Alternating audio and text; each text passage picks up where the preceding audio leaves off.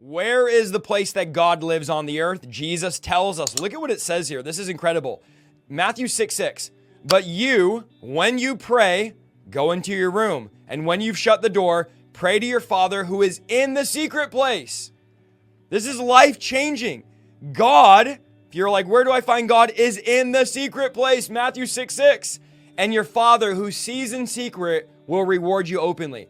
I want you to notice Jesus says the Father's in the secret place. Have you ever struggled to connect with God? How do I connect with God? Where do I find God? Well, have you been to the secret place?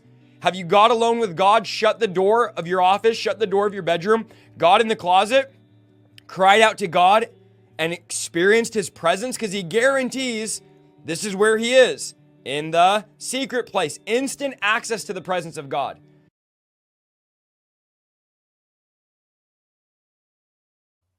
And now we know where he is. We can stop the podcast. We're all here right now. If we all closed out, hang on.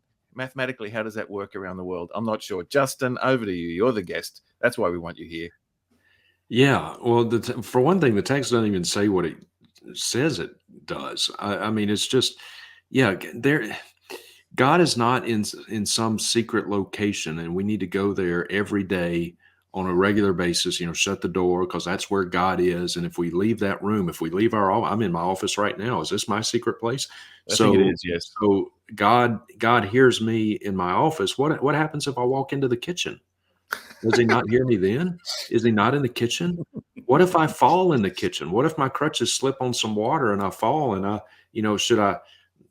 is it a moot point to pray to God if I fall in the kitchen? Do I need to somehow struggle to get myself back into my office and pray for help then? I mean, it's so absurd. It is so absurd. It sure is. There's something around connecting it to the idea of A grade and B grade Christians, the secret knowledge, the Gnosticism, that sort of thing. And, the world is full. All 8 billion of us, to some degree, have pretender syndrome. We all feel like, to some degree, we don't really fit in or we're missing something. But we know as born-again believers that not only are we missing something, but we were lost and now we're found. There's no assurance in what he's talking about that, you've got to have these.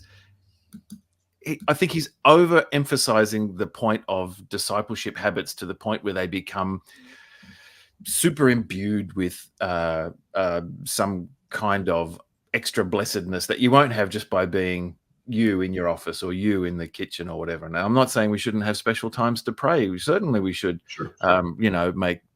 we should pray without ceasing, as Paul says, but I don't want to sort of trip that into this at the moment. Steve, what do you all think?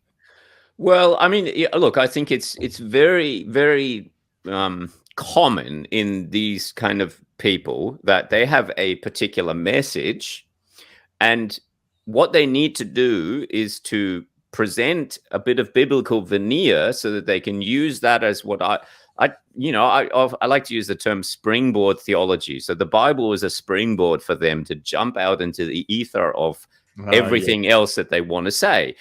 Or they will use the Bible as a funnel. So they've got this massive big statement to make, and they've got to funnel that somehow through the Bible so that they can put your mind at rest. Oh, look, the guy's talking about the Bible, so he must be right.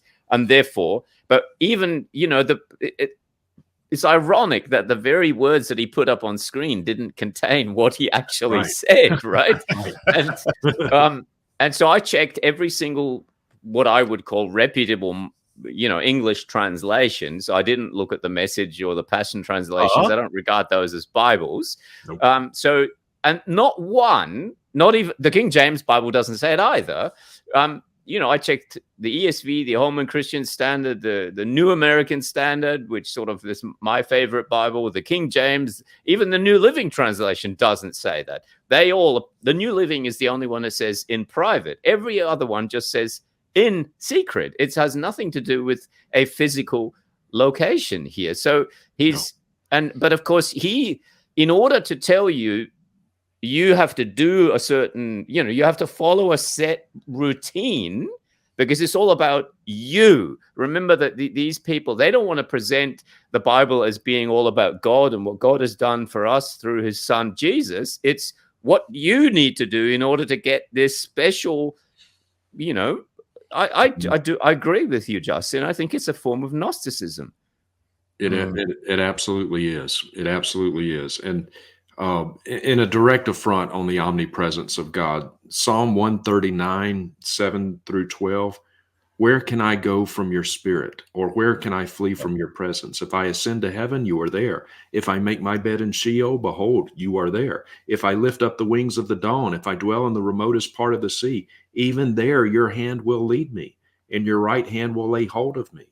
You know, unless I walk outside in my secret place. Oh, And you're not there anymore. So when's your next stand-up routine tour going on, Justin? I just wondered that, you've got some ace cards.